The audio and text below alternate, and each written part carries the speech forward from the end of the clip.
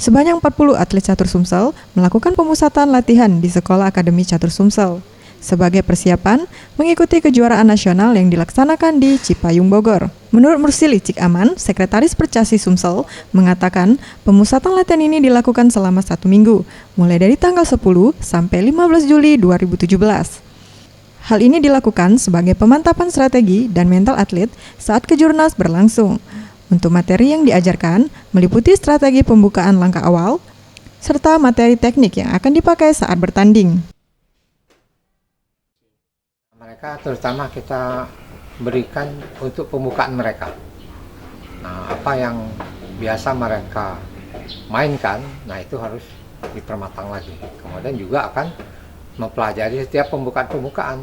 Jadi tidak hanya satu pembukaan, jadi pembukaan seluruh permainan catur itu harus dikuasai. Itu yang kita ajarkan. Supaya begitu nanti melihat lawan-lawannya, kita udah tahu pembukaan ini sisi lah misalnya apa dia hitam putih, ya, itu harus dijawab. Sementara itu, Nyimas Sonia, salah satu atlet catur Sumsel, mengaku siap bertanding dalam kejurnas ini. Untuk strategi sendiri, ia telah berlatih dan berkonsultasi dengan pelatih agar dapat memenangkan setiap pertandingan. Soalnya setiap orang yang mau berjuang, masa kalau misalnya dia nggak punya rasa nervous, itu berarti dia nggak ada daya juangnya. Untuk mengantisipasi apa yang dilakukan? Perbanyak latihan.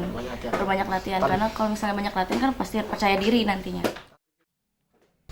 Percasi Sumsel dalam kejurnas ini menargetkan dapat membawa 2 medali emas, serta sebagai ajang menyeleksi dan melihat kesiapan atlet untuk mengikuti Porprov 2017. Tim Liputan Sriwijaya TV.